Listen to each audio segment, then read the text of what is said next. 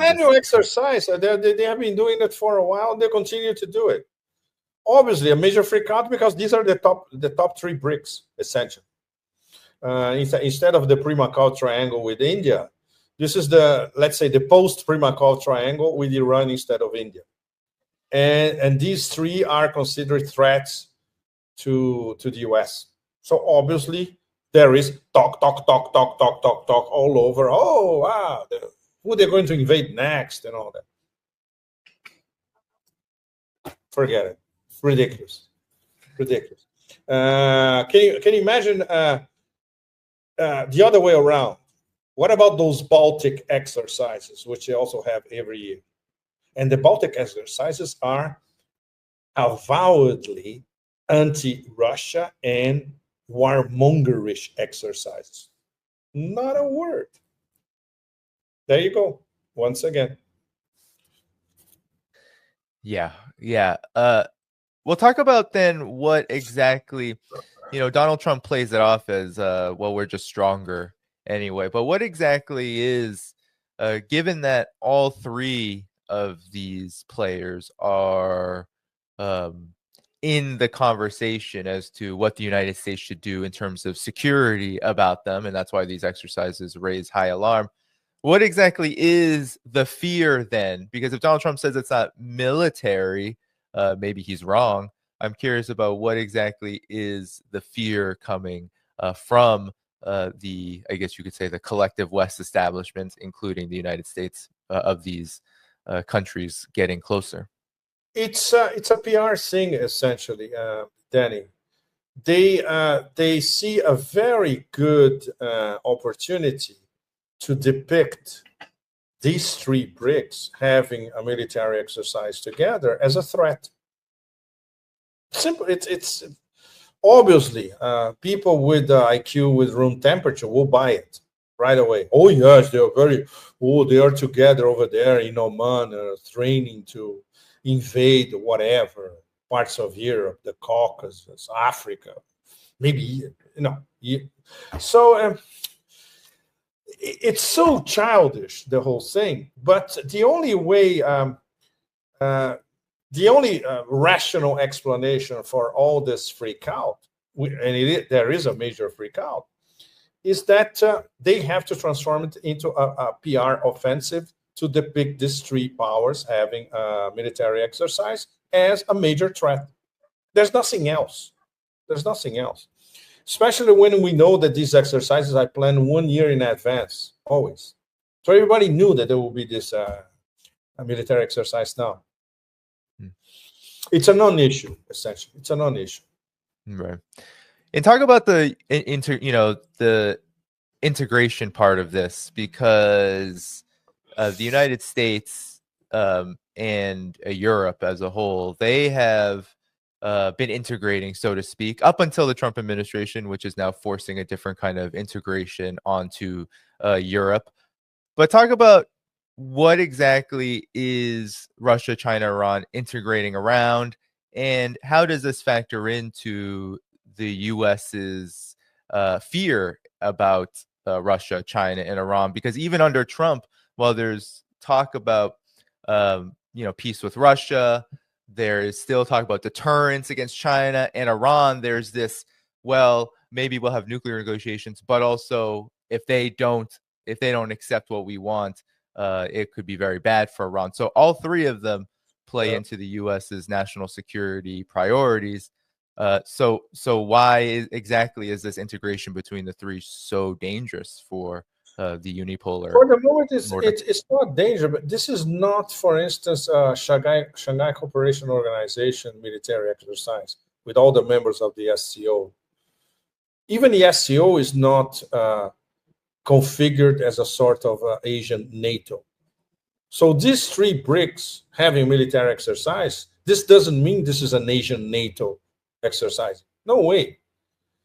They need better coordination between their military. It's part of interlocking strategic partnerships. Don't forget that all these three, they have strategic partnerships one has with the other two.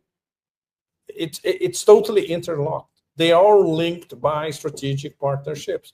And that includes, of course, more military integration, like it was discussed, approved, and signed in the strategic partnership deal signed by Putin and Pezeshkian in January in Moscow.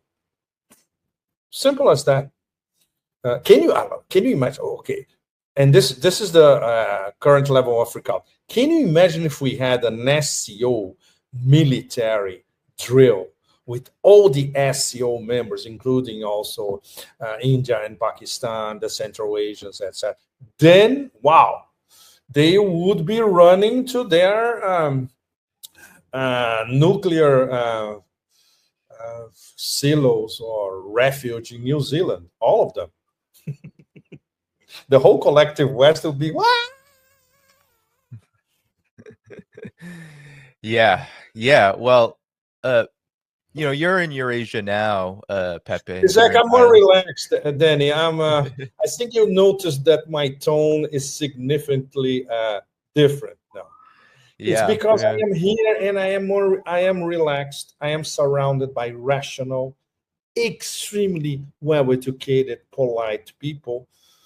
We can have serious geopolitical discussions with everybody. Thais, Chinese, Europeans who do the back and forth with Southeast Asia. It's you feel immediately that you are back to rationality in every sense. Not to mention, of course, all the hedonistic aspects of Thailand, which is one of the top destinations to live in the world. I lived everywhere in the world, and for me, Thailand is number one. There's no competition anywhere. So obviously, when you look around the dementia in the West from this point of view here, it's even more absurd. And at the same time, there are very serious issues being discussed here. For instance, everybody was paying a lot of attention to the 2 sessions in China last week. Extremely important. All the intel services of the ASEAN countries. But it's different. China is the number 1 trade partner of all the ASEAN nations. So obviously they have to know everything that happens in China in detail. And here is an excellent crossroads to get first-class information about everything that is happening in China. And of course, the economy is doing well. The baht, the currency is strong. Of course, they have a lot of debt, like everybody has across the global south. Just ask our friend, Professor Michael Hudson. But it's manageable.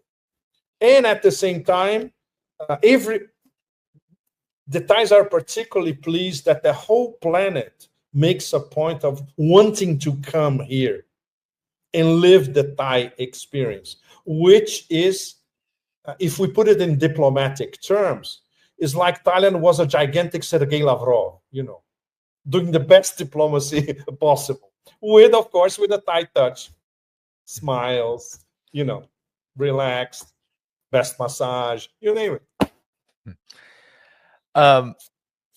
Pepe, I wanted you to actually talk about that rational side of integration more, in particular with these 3 BRICS, the 3 biggest BRICS, the most important, Russia, China, and Iran, because when we hear about these exercises, it's threat. The Russia, China, Iran are a threat. But talk about this, because we have also the market going crazy right now because of China's retaliatory response to U.S. tariffs. Wall Street is not happy about this, but they're blaming China. They're saying China is making Americans hurt. They put the tariffs and they blame China.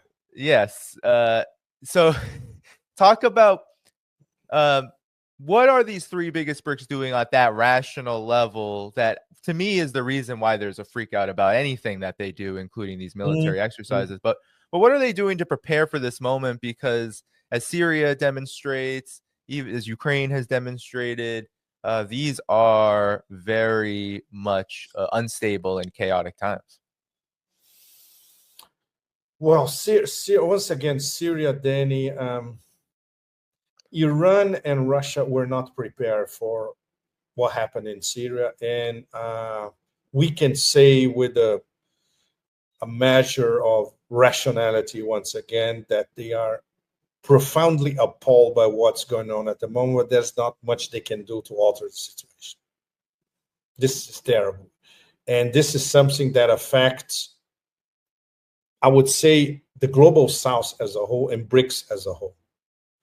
Syria could be a very important node of the new Silk Roads, of an integration of West Asia, which could be coordinated with BRICS and all that. And all that, for the moment and for at least the short, medium term, is shattered.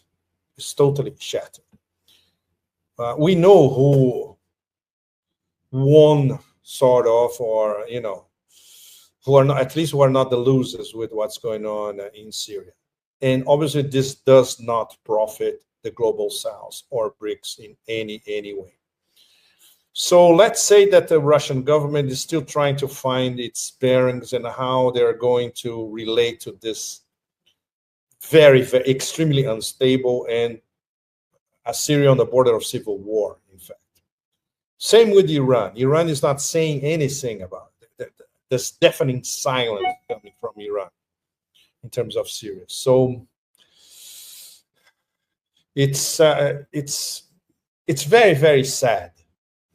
I would not try to do a geopolitical treatise about it. And on a gut feeling for all of us, this is extremely sad, especially because it was so predictable. And what the Turks thought that they had in Syria, they don't. They don't control Syria. They don't control these demented specimens from greater Idlibistan. There's not much they can do to control the guy who is theoretically running the country as president. He cannot run a kebab shop. Can you imagine a country as complex as Syria? And there are no good prospects around the corner. Absolutely nothing. So Syria is on the verge of a vicious civil war, and it's essentially a country now controlled by a bunch of terrorists, period. There's no other definition. So how can you possibly deal with that? Especially for very serious rational actors such as Tehran and Moscow, not to mention China. Beijing is not saying a word about what's going on in Syria. That's quite disheartening. They should, because Syria was part of their plans for, let's say a new Silk Road corridor as well. For the moment, forget it. So I hate to repeat myself, but it's very, very sad. Help us understand the difference between Eurasian integration led by Russia, China, and Iran, and what we're seeing in Europe, what we're seeing between the United States and the West, Western integration or disintegration in some respects. Western disintegration. Talk about the differences, because you've done so much work about what these three countries are able to do together and for the larger world that's different from what we're seeing with the disintegration of the West. Well, this was the theme of my my latest book. The book that I published, 10 months ago or so in the US, Eurasia Against NATO-Stan. It came out in Italy last month. And the sequel to this book is going to be published in Russia first. They are starting the translation from English to Russian in the next few days. So this next book will be many aspects answering your question, or posing once again this clash between integration of Eurasia and disintegration promoted by NATO-Stan, based on everything that happened last year, and especially the heavy work put by Russia to have a successful BRICS summit in Kazan last October. But now the whole thing, this past 3 or 4 months, even before Trump's victory. When we have a change of paradigm, and we have now, it's NATO-STAN, which until, let's say, until the beginning of this year was seen as a cohesive, sort of cohesive whole, as much as it was artificial, was seen as the embodiment of the collective West. Now we are in a different paradigm completely, turned upside down. The death of the collective, the death of the collective West is now staring in front of us, which is something that we could not dream about only a few months ago. So we have a new paradigm. We have Trump as the circus ringmaster, trying to revolutionize, not in a revolutionary sense, a system of international relations, theoretically, with having Russia as a sort of equal partner discussing this new system with the US, so he can concentrate better on what he sees as real threats to the US. Number one, China, and maybe a distant second, Iran. So everything that we were living until a few months ago, it has been turned upside down. So it's not NATO-STAN against Eurasia anymore. The Eurasia integration process continues. And in many aspects, sometimes the most important actors are the old Primakov triangle, Russia, India, China. And nowadays, the most important actors are, let's say, the revamped Primakov triangle, Russia, China, Iran, in many aspects, and also because they are seen by the American ruling classes as the three top strategic threats to the United States, not necessarily to the Trump administration. For the Trump administration, is China. No competition, right? So this disaggregation of the collective West is an immensely important geopolitical and also geoeconomic phenomenon, because now they stab themselves in the back, committed seppuku, harakiri, any way you wanted to define it, by themselves. And they won't be able to re-emerge anytime soon. They are throwing themselves in the dustbin of history geopolitically right in front of us. So this is a completely new phenomenon. And it's inbuilt in this reconfiguration of the completely shattered collective West. There's no collective anymore. The leader of the West is the empire. The empire says, and you have to follow, it's our way or the highway, and that includes the rest of the so-called collective West. We don't care about you because you are irrelevant. You are really a bunch of chihuahuas. This is what the Trump administration is telling the leadership of the European Union, the European Commission, especially led by that toxic Medusa, and individual capitals in Europe. It goes way beyond not having them on the table to discuss Ukraine with Russia. They are the menu, not on the table. It goes way beyond that. Because from the point of view of Trump and the people around and the people who chose him, MAGA means, okay, whatever that is ideologically or not, undercurrents, etc., what we say goes, and we decide what we want for us, and we don't want interlopers or people who are profiting from us. This is the way they think. And for them, they see Europe collectively as profiting from the US. This is going to end one way or another. Then we get to the heart of the matter, but it's still too early. But we can see where this is going. Does Trump has an overall strategic vision to deal with Eurasia integration?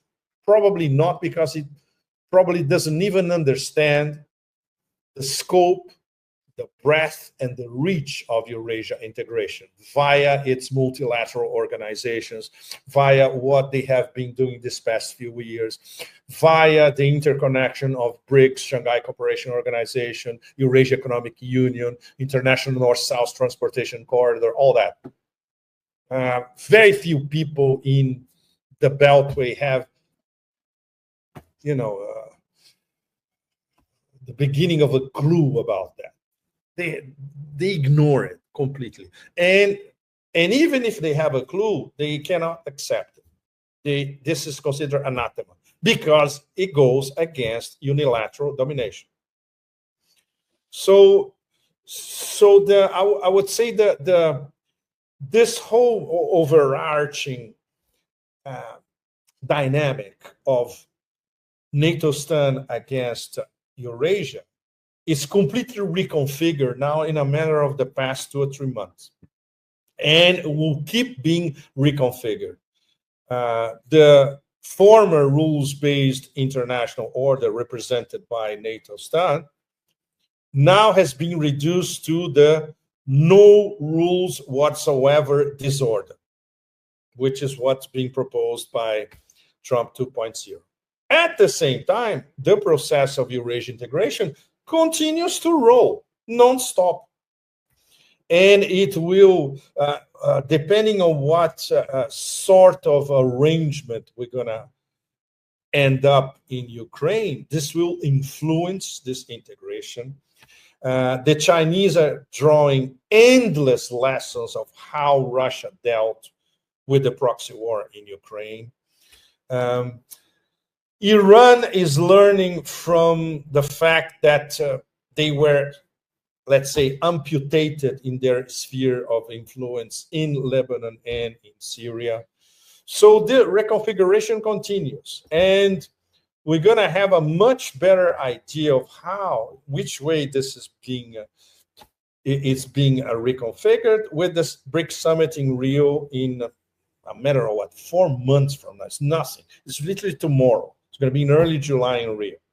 Then we're going to have a much better idea, especially the challenges, especially the fact that the Brazilians as leaders this year is not exactly the best option, and how they're accommodating the new members and partners. Very, very important. The role of Saudi Arabia. Will the Saudis, finally decide to be more active inside BRICS? And at the moment, they are not.